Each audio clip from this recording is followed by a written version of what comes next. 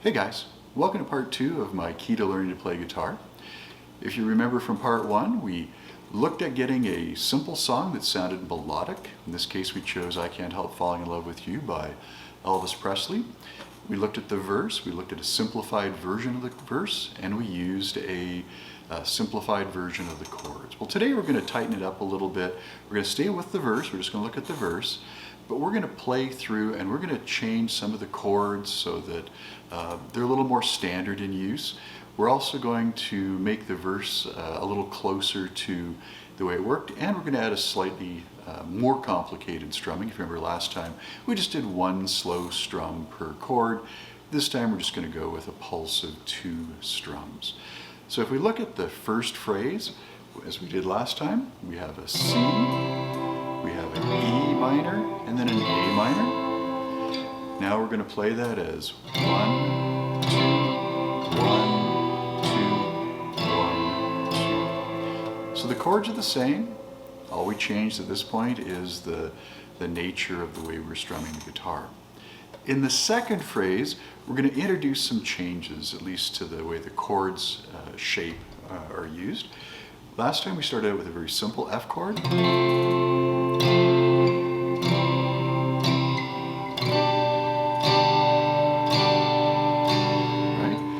Normally the F would be done as a bar chord. Now there's many ways to do an F. We had chosen a 4-string, 4-fingered one. We could also use the lower or upper 4 strings as an F chord.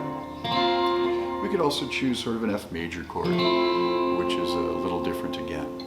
So it could be any of these. Personally, I prefer the straight 4-finger F chord for this, and I may bar the bottom 2 strings just to make it a little bit richer.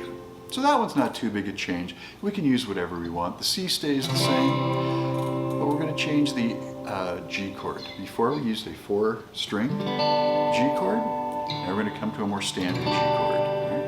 Either this one or this one. Okay? They all work just fine. But it is a change. And of course you can see this in the overlay. It's showing us the different fingerings that are available, as well as the different phrases that we're following. So phrase 1. Then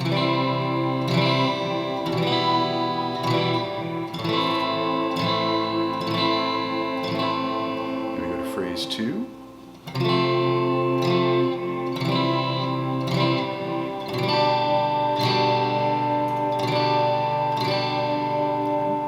Phrase 2, the only real change has been we changed the way we were doing the G chord, or if you wanted to, you can go to the bar F chord as well. Nothing wrong with starting bar chords at any point in what we're doing. In our third phrase, we start with an F. Then we go to a G chord, the A minor chord. Last time we stayed with the A minor, this time we're going to shift back to the F. Okay, so our third phrase, F.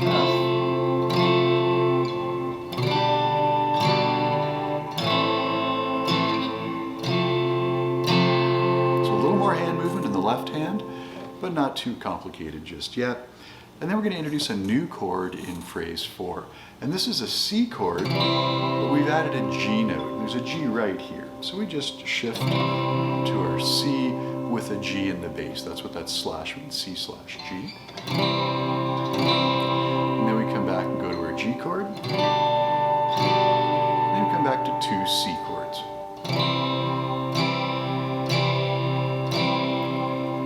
And that's all we're going to change in part 2. We've still got the same song. We've been playing through very similar verse versions. We just shifted some of the chords and a little bit of the strumming pattern. And I'll play this through for you in just a moment and you can hear it.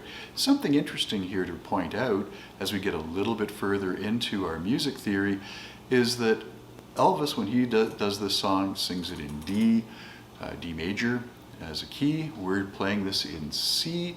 If we really wanted to shift up to a D major, we could do this really quickly by adding a capo on the second fret, and then we could play all the same chords we're playing now, just shifted upwards.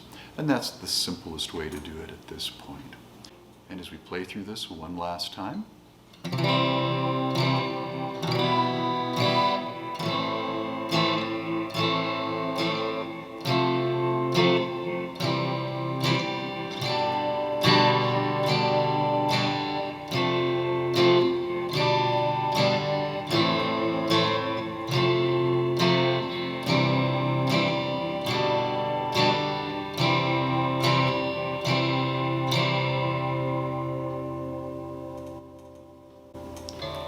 Hope you found part 2 interesting. If you missed part 1, I'll put a link for it either somewhere in the video or in the section down below.